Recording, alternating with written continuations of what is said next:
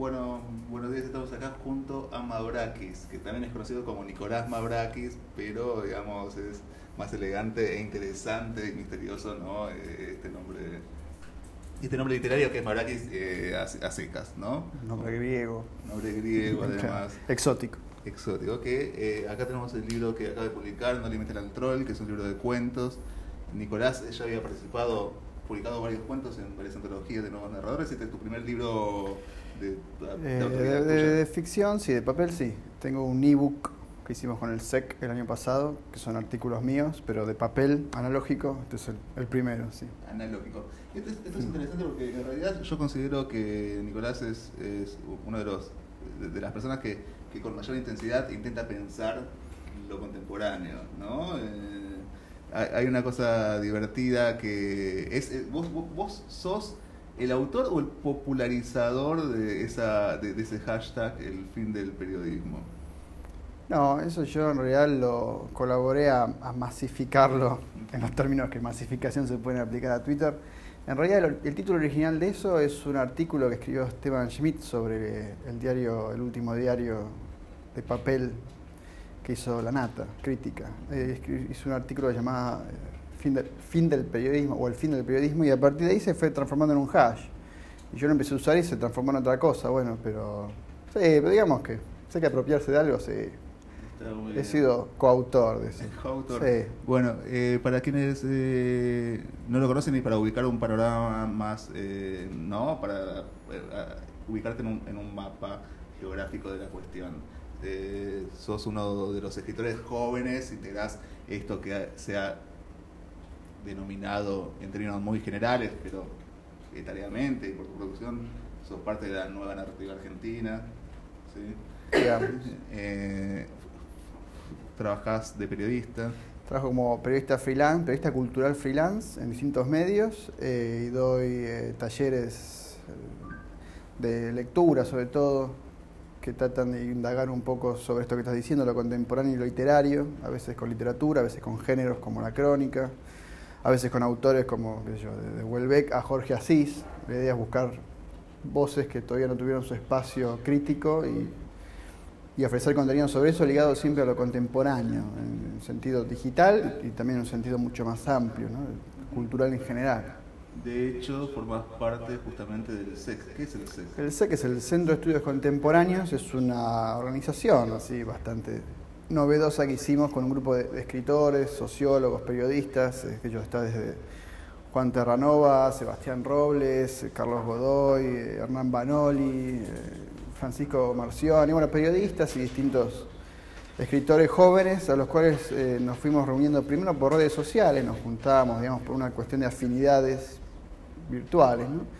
Y después pasamos al segundo paso, que era conocerse y empezar a poner un montón de conocimientos en común y actividades laborales en común. Todos más o menos trabajamos ligados a lo que sería la industria cultural, desde el periodismo hasta la universidad, con todo lo que hay en el medio, y dijimos, bueno, organicémonos en un espacio propio que pueda servir como digamos, nodo de producción de conocimiento ligado sobre todo a lo contemporáneo, por eso el nombre.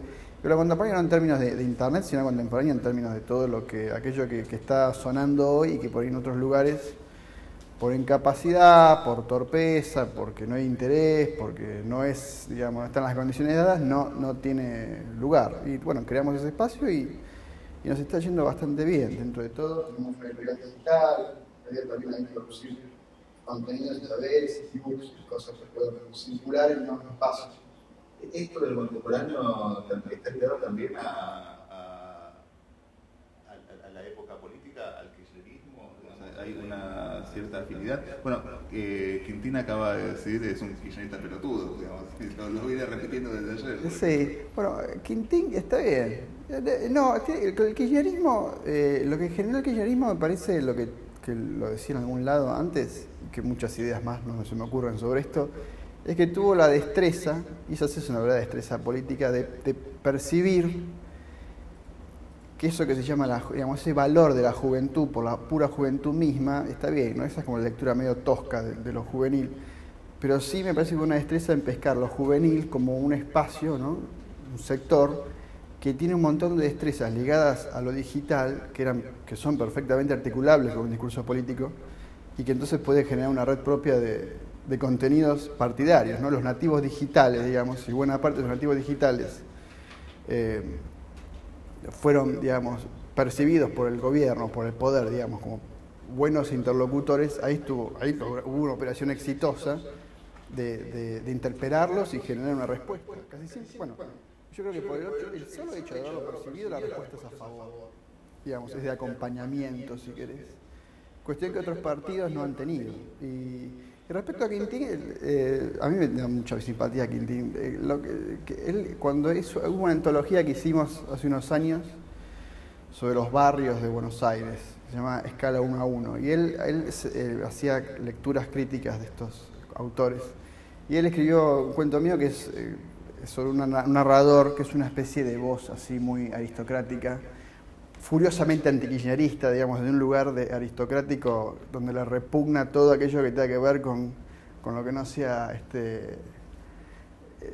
los espacios cerrados de la aristocracia oligárquica argentina. Y él destacaba una serie de puntos sobre esa voz que son básicamente los que él ahora articula como voz en Twitter, así que está bien. Yo inventé a Quintín y me parece bien que llega ese legado. Yo ya lo dejé atrás porque me parece que ya pasó, pero bueno, cada uno llega donde puede, como puede. Estamos además con el inventor de Quintín, entonces lo cual es un honor. En este espacio contemporáneo, bueno, vos planteás, digamos, un acompañamiento del kirchnerismo por esta destreza de haber sabido detectar, ¿no? Esto de lo contemporáneo más que de lo joven, ¿no? En todo caso, exacto, sí. De ese modo. ¿Cuáles serían esas marcas de lo contemporáneo que vos podrías, si vos querés, que forman la configuración cultural actual, ¿no? Que a eso es lo que dedicás tu pensamiento. Sí, el libro, básicamente. Mira, me parece que lo principal es la idea de cómo se articula el discurso y el poder. Digamos que es un tema, digamos, el único tema, si querés, del humanismo de los últimos 500 años. Esto que podríamos llamar nativos digitales, porque esa es la categoría un poco que te cierra la idea de lo juvenil, ¿no? El valor no es ser joven, el valor es haber nacido y haberte formado bajo ciertas condiciones tecnológicas que te hacen que la web, digamos, sea tu medio social privilegiado, y laboral, y sexual, y comercial, y básicamente, y cada vez más, el medio privilegiado donde uno se mueve. Me perdí la pregunta. No, bueno, digo... lo comenté, eso, el discurso. A partir de ahí, lo que se puede ligar respecto al poder es la idea de cómo se reconstruye la jerarquización del poder y del discurso. Y eso es básicamente lo del troll, ¿no? El troll es este personaje que viene a irrumpir allá donde hay un discurso, ¿no? Que se plantea como único y que crea sus propios interlocutores, como hace todo discurso, periodístico, literario, económico, político. La web ofrece la herramienta de horizontalizarlo, de interpelarlo, de quebrarlo. Esa ruptura puede ser, digamos, negativa, como hace el troll, ¿no? El troll va y destruye, digamos. Quintín interpelando y diciendo pelotudo, está bien, es una intervención, digamos, de tipo disruptiva. Y nada más.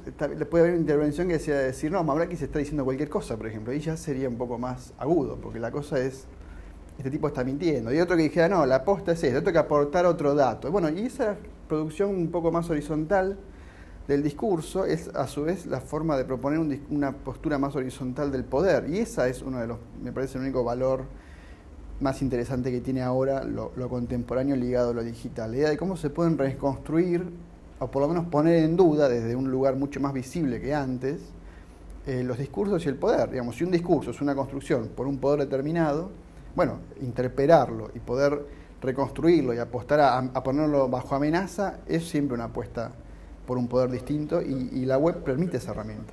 Claro, bueno, esto sería, ¿no? en el ámbito de la realidad que crea la web, que es una realidad, digamos, ¿cómo lo definirías? Hay una realidad real y una realidad... A mí me parece que sobre todo si vos lo vas a ver en el campo de la política, seguir diferenciando entre lo real, como aquello que pasa, digamos, cuando se apaga la cámara, y lo real y lo virtual, como aquello que pasa cuando está conectado el módem, me parece como un horizonte muy, muy limitado. Me parece que lo real y lo virtual en términos de lo digital, ¿no? Porque ese es también el problema, digamos, filosófico, digamos, las palabras, ¿no? ¿Qué es lo real, qué es lo virtual? La web y la forma en que las condiciones de conexión se expanden cada vez más en cualquier lado hacen que la brecha entre lo real y lo virtual, considerado así como lo que está prendido y apagado, se disminuya cada vez más. Por lo tanto, parece que lo virtual forma parte ya de lo real y forma cada vez más mayor parte, cada vez más importante. En tus cuentos en Fireman, digamos, hablas sobre estas producciones al margen, ¿no? Que podrían pensar en cómo se redefine hoy una producción en los márgenes, una producción cultural en los márgenes. Pero es así, digamos, el otro día Patricio Zunini decía... Profesor Zunini. El compañero Zunini, el camarada Zunini decía lo siguiente: hay que hacer un libro acerca de los comentaristas, de los foros, de los diarios, ¿no? En hacer un chiste sobre un libro sobre Twitter, sobre... Sí. Entonces yo pensaba, pero eso ya está hecho, digamos. Ya hay un cuento que es Fireman que habla sobre esto. ¿Cómo definirías esta? ¿Qué es? ¿Una producción? ¿Qué hay ahí en los comentarios de los comentaristas de los diarios digitales? En los comentarios de los diarios digitales está el germen, digamos, de lo que funciona en redes sociales, como esto que estamos hablando de una horizontalización, un trabajo colectivo, participativo, de cómo se perciben los hechos, ¿no? Si los discursos son... Por discurso quiere decir la construcción narrativa, y por narrativa que me refiero a todas las redes sociales, digamos, desde lo textual al video y al sonido y a todos los distintos soportes. Los comentaristas son la parte, digamos, germinal de lo que le pasa al periodismo. Porque el periodista, que es la figura, digamos, si uno tuviese que hacer un mapa un poco medio de quién interviene desde la industria cultural y metiendo el periodismo ahí, el periodista siempre es el que se considera, digamos, que tiene como el mayor poder de inmediatez, ¿no? Su privilegio es que tiene la inmediatez de definir lo real y de contárselo a un determinado público, ¿no? El público de los lectores de diarios o de radio o televisión. Lo que pasa con los diarios digitales es que el comment apareció ahí como algo que inmediatamente puso en disputa el lugar del periodista. Digamos, el periodista plantea un hecho X, lo narra, y la expectativa, no, el horizonte de expectativa del periodista, ¿cuál era? Básicamente siempre el mismo, que lo aplaudieran, que le dieran el Pulitzer y que le dijeran: usted nos ha iluminado, gracias por hacer del mundo un lugar mejor. Y lo que se encuentra es que el retorno verdadero de eso es alguien que le dice: no, estás mintiendo, no, eso es falso, no, esto es una mierda, no, ¿y vos quién sos para decir esto? ¿No? Porque bueno, está ubicado en una pirámide de poder y de discurso que la época hace cada vez más banal, más estúpido sostenerse ahí. Y al periodismo le cuesta intercalar su rol con el rol, digamos, de lo colectivo, porque no está pensado para...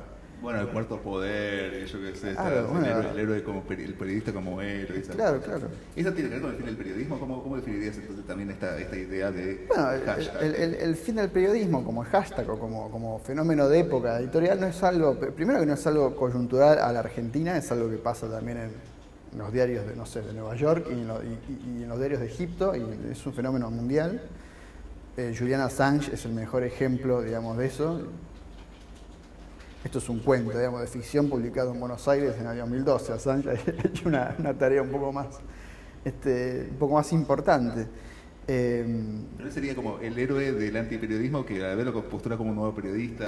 Digamos, él si uno tuviera que sintetizar lo que hizo Assange fue demostrar que la información, primero, no necesita de intermediarios periodísticos para acceder al público, y que el acceso a esa información, en todo caso, ni siquiera tiene que ser por un medio, sino que puede darse de manera paralela en distintos soportes a los cuales acceden los lectores, oyentes y televidentes de todo el mundo. De manera, digamos, ahí está el tema de la marca, ¿no? Los diarios en internet lo que tratan de sostener es una marca, es una voz, una empresa, que es perfectamente lógico con la cadena de producción de la información, ¿no? Que es eso, son empresas que venden información, que tienen periodistas, forman cuadros gerenciales y forman receptores acorde a su propio interés. Y esto no digo que sea ni malo ni bueno, no es tampoco una cuestión de no, el periodismo es malo. Digo, es como funciona, no sé, bueno, somos periodistas, o cualquier periodista sabe que eso es así. Y eso de repente queda socavado por una herramienta que es la web y por una nueva subjetividad, que es cómo uno asume que debe ser informado, qué es lo importante, cómo se construye valor sobre la información, que no tiene nada que ver con esas plataformas y que, bueno, disputan, con todas las de perder, disputan todavía el lugar de privilegio. Y Feynman es un cuento que sintetiza eso. Es que, por ejemplo, la idea de que una empresa de medios, un diario digital, sea capaz de cobrar por comentar, que ha sido implementada en algún momento, hace ya varios años, falló siempre, porque, claro, no necesito ir a comentar al diario, puedo comentar, no sé, en otro lugar, gratuito. Entonces los medios decían, bueno, a ver, vamos, ¿cómo capitalizamos esto? Y fracasa, porque no se puede capitalizar algo que está fuera de su poder. Ajá, está bien. Entonces tiene como unas termitas que ayudan a la construcción de algo nuevo, pero que todavía no está muy tampoco definido precisamente. Y ese es el vértigo, digamos, de lo contemporáneo, ¿no? Si lo que se va a definir a partir de ahí va a ser algo en términos, digamos, de ciudadanía, que a mí me gusta, no sé, se me ocurre esa categoría como para empezar, bueno, nos va a hacer mejor, nos va a hacer personas, ciudadanos mejor informados y por lo tanto más libres. Bueno, no lo sabemos, la verdad no lo sé. Por ahí tal vez quede simplemente en eso, tal vez no, qué sé yo. Es como, esa respuesta estará en un par de años más, supongo. No muchos más, en un par de años más. Además, Assange, ¿viste el video en el que baila? Sí. Baila bien también. Baila muy bien. Es otra virtud. Con las chicas cerca, eso después generó algunos peligros, pero bueno. Hay que destacar esas virtudes. Yo pensaba esto, digamos, justamente pensaba que vos tenés una serie de características en tus textos que justamente no solamente existe la narrativa literaria ahí, sino hasta el ensayo. Y pensaba en un sentido, te lo había planteado alguna vez, que también estaba el manifiesto, porque plantea una situación que de algún modo llama a la acción cultural o la reflexión, pero que es acción en este marco de los tiempos. ¿Vos pensás de alguna manera tu producción en ese sentido? No, a mí me gustó cuando hicimos la presentación que estaba vos y estaba Pablo Mancini, tu lectura, que es una lectura crítica, ¿no? O sea, es una lectura de crítico, por eso también estabas ahí convocado, no sos un lector ingenuo y eso me interesaba. La idea del manifiesto, eso la verdad yo de esa lectura no me puedo hacer cargo, la entiendo perfectamente, digamos, y lo que me interesaba era eso, argumentaciones, estaba muy bien, generó un mínimo debate que hasta ahora fue el único así interesante sobre el libro. Pero no, qué sé yo, habría que ver bien la barrera entre manifiesto y el ensayo, digamos, a quién interpela a quién. El manifiesto es una cuestión más política, más instantánea, eso vos lo explicabas ahí, ¿no? Como más de interpelar a la acción. Claramente los cuentos que están acá, por ese y un par más, están muy ligados a cosas que yo escribí en ese ebook anterior y cosas que publico, que andan dando vueltas y que a veces logro publicar como trabajo periodístico, ligado a lo ensayístico, sí. Hay, digamos, no sé si lamentablemente o favorablemente, hay una idea, una tesis detrás de algunos de estos cuentos. Eso es verdad. Igual también me parece que limitarlo a eso sería... Se puede leer también como ficción y aquel que no sabe, que nunca supo que es un comentarista de un diario, lee Feynman o lee cualquiera de esos cuentos y es como una historia. Claro, bueno, es una historia ficcional, pero sí hay atrás ciertas ideas que me interesa poner así un poco en discusión para que Zulini no se sienta solo. Están los libros, digamos, que hablan sobre eso. Hay un cuento acerca de un personaje, digamos, emblemático de la cultura actual, ¿no? Tinelli. No sé dónde querés encontrar sobre ese cuento, pero en todo caso, ¿qué es lo que significa para vos Tinelli? Y bueno, en este cuento está la misión de matarlo, ¿no? Hay que matar a Tinelli, se llama así el título. Bueno, eso sí tiene, eso es más manifiesto, es como una orden, como una orden. Eso estaba planteado como para intervención real. Decime, porque además, hoy por hoy, otra vez, creo que, digamos, no sé si se repite cada año este fenómeno, pero no sé si lo sentimos cada año, digamos, la preponderancia de Tinelli en el mapa cultural actual, ¿no? De valorarlo positiva o negativamente, como quiera valorarlo, es una presencia insoslayable. Pero yo lo siento como más potente ahora, vos... Yo, en realidad, digamos, el cuento surgió... Lo de Tinelli surgió porque en un momento yo trabajaba en un medio gráfico donde mi trabajo consistía básicamente en que cada 72 horas tenía que escribir una nota sobre Tinelli. Eso se consideraba que era el universo de la información general y casi te diría periodística nacional argentina en el lugar donde yo estaba. Y del hartazgo de esa situación totalmente monótona, ¿no? Y siempre yo decía, bueno, hay que matar a Tinelli un día. Y bueno, en vez de un magnicidio dije, hagamos un cuento. Pero no es nada contrario, lo que me parece es que él sintetiza, la figura de Tinelli sintetiza un gran equívoco en el cual tienen que ver muchas lecturas, digamos, de este cierto relativismo cultural muy pedestre, muy mal leído, muy mal formado, cierta sociología también muy, digamos, de guiño populista, ¿no? De querer sintetizar en Tinelli una especie de gran espíritu nacional, donde todo se puede hacer y decir y pasar porque, bueno, somos así, y ahí se sintetiza toda la alegría argentina y todo el populismo y lo folclórico y lo autóctono y lo nacional y popular. Y en realidad lo que yo veo es una figura muy esclerosada, digamos, del siglo XX, una figura televisiva, ¿no? En la época donde, digamos, donde las figuras culturales, yo creo que es interesante, son Assange o cualquier criptohacker o cualquier tipo que se dedica a crear algo nuevo en soportes nuevos. La figura de Tinelli es como, no, vean este programa de televisión a tal hora, donde vamos a ver lo mismo que el año pasado y probablemente lo mismo que el año que viene. Y bueno, lo que pasa en el cuento es alguien que desde un lugar periférico a esa industria televisiva decimonónica, digamos, ¿no? Que es lo mismo de siempre, intenta llegar ahí, fracasa, y ese fracaso se transforma en el motor de una venganza que se da siempre a través de una relación con otro sujeto, bueno, pero que se da siempre a través de lo digital, ¿no? Y bueno, finalmente después no, se pasa a lo real. Pero la idea es de que es un modelo cultural agotado, es una figura agotada. De hecho, su reciente llegada a Twitter es un poco eso, es como una especie de fracaso, ¿no? Bueno, donde se empieza a hablar de la caída del rating televisivo, que es también, ¿viste? Es como estar hablando, no sé, de un partido de bádminton, una cosa que ya me suena como insoportable. Bueno, como cae el rating, porque no sé qué otro bodrio hay, entonces el tipo va a Twitter y entonces se generan estas mínimas discusiones que tratan de interpretar a un público que también está errado ahí, el público que, digamos, en Twitter, por ejemplo, la televisión es algo que se comenta, no que se ve. Eso creo que ya es como una experiencia adquirida de los últimos 12 años.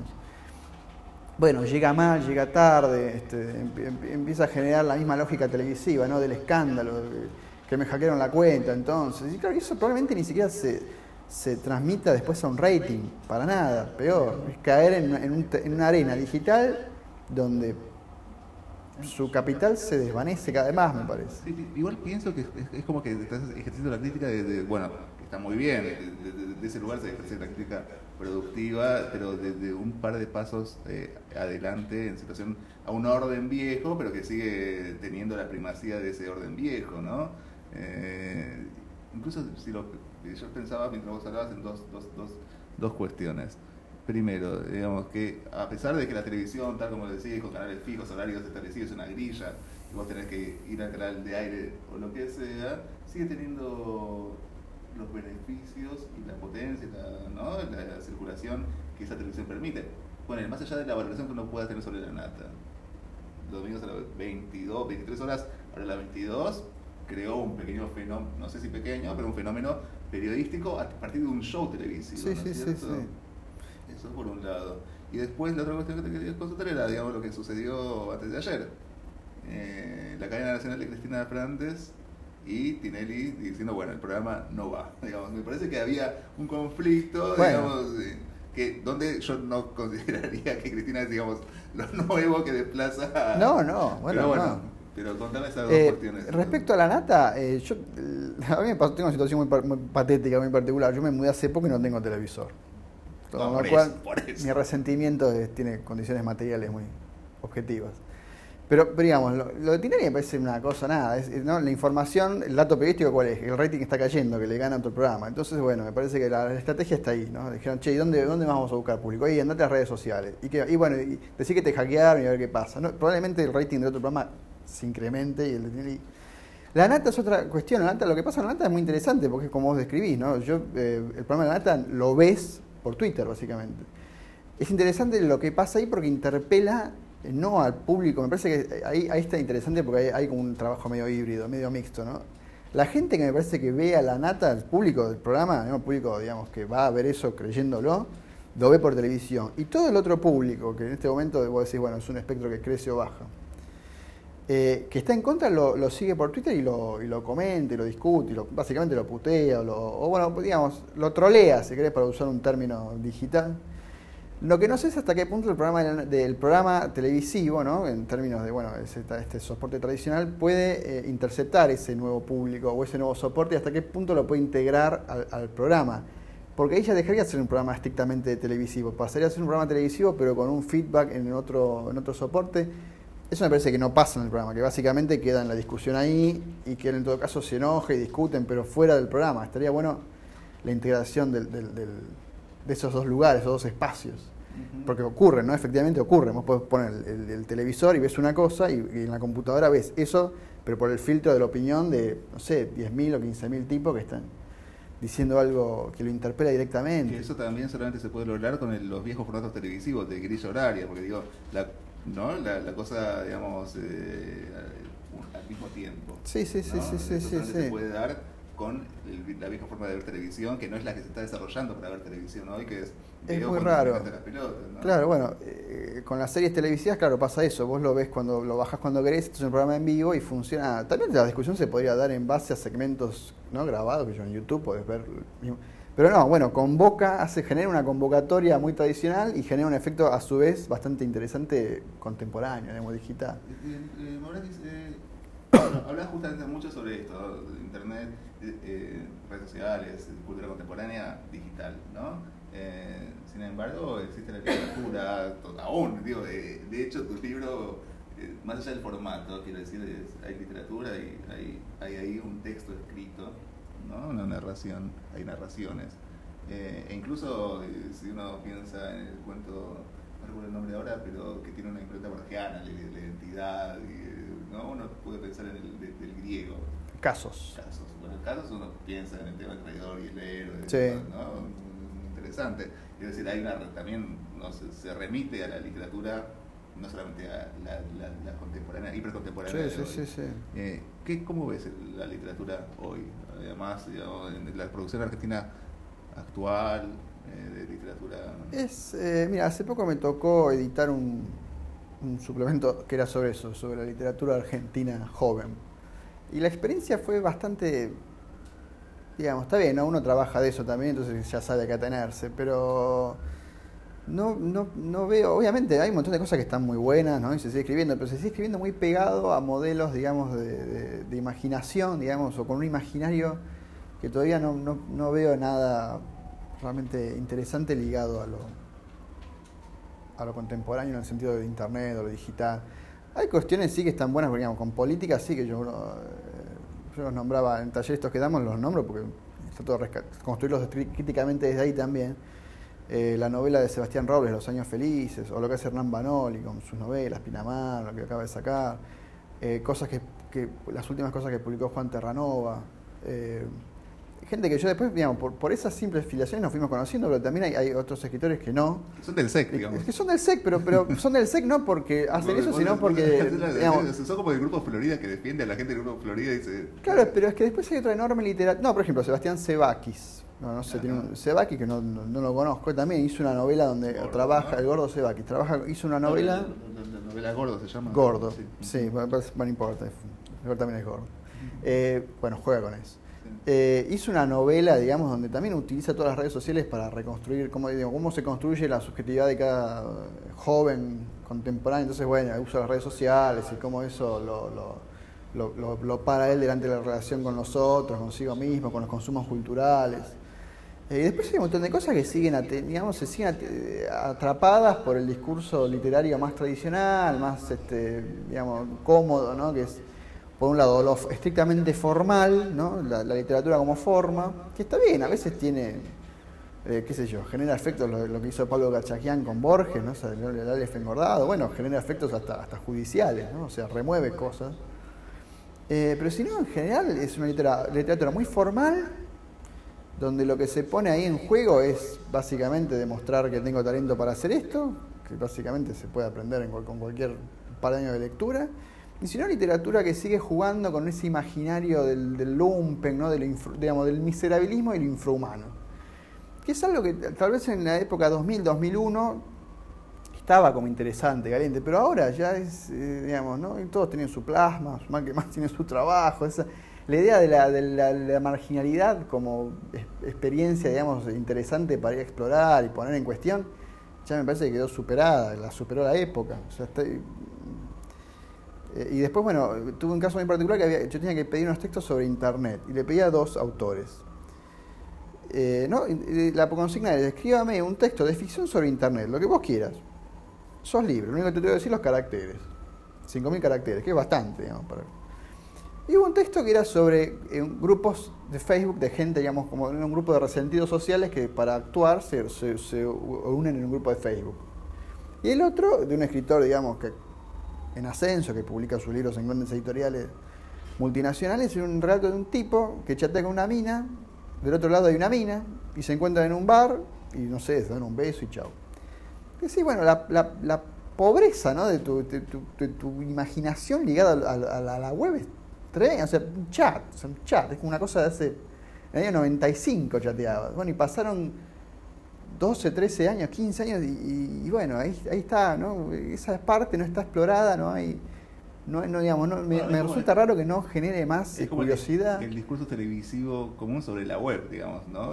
Claro, bueno, y esto nuevo, y esto nuevo, ¿cómo es la web? ¿Cómo es la internet? El informe de las parejas que se conocieron, digamos, que es una noticia que sale cada año, digamos. Claro, pero yo ya conozco hijos de parejas que se conocieron y se casaron, y ya es como una práctica más, es como, no sé, o sea, las prácticas bancarias por internet, que son, si querés, mucho más esenciales para la vida, subsistencia humana que conocer gente, funcionan así hace 20 o más años, y eso no es noticia. Sí, la forma en que el discurso periodístico llega a la web es tristísimo, es muy atrasado. O Zizek, que decía, ¿no?, que en realidad las relaciones sexuales por internet son justamente las más honestas, es el sexo con el fantasma, que es, ¿no?, es exponer de manera muy real esa idea, ¿no?, lacaniana, digamos. Sí, es como darle el nombre a la máscara y será el mismo, como decía Wilde. Bueno, digo, la idea de que se puede conocer gente más allá de por internet, y eso ya no es ninguna novedad, es parte, digamos, de la praxis cotidiana, de lo más cotidiano de todo el mundo, y en todo el mundo, ya no... Bueno, pero entonces, igual vos tenés una mirada positiva y esperanzada sobre cómo incorporar lo contemporáneo a la cultura o a la sociedad. Sí, yo veo que hay gente que básicamente se siente, digamos, atraída por eso, pero también tal vez es una cuestión generacional. Una persona que tiene menos de 50 o 60 años y todavía sigue con esa idea de que no, internet no es para mí porque yo soy viejo, bueno, eso ya es un carcamán que no hay que... y evidentemente ahí han fallado una cantidad de variables, ¿no?, infinitas para que uno se siga sintiendo ajeno a ese mundo. Ya no es más... Es muy irracional, como esos escritores que dicen, no, yo escribo a máquina o en un cuaderno. Decís, bueno, pero sos un estúpido, porque si las herramientas es como si yo viniera, no, mira, yo vengo en carruaje acá, porque no me gusta el auto, porque, viste, me siento ajeno. Es así de ridículo. También puede ser un gesto de dandy. Bueno, sí, pero bueno, dandy, qué sé yo. Che, Chicho Radio pregunta, ¿lees literatura?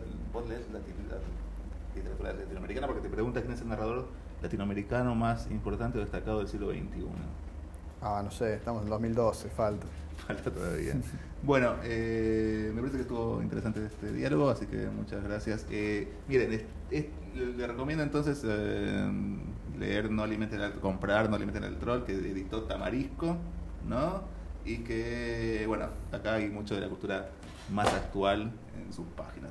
Bueno, muchas gracias, Horacio. Muchas gracias, Diego.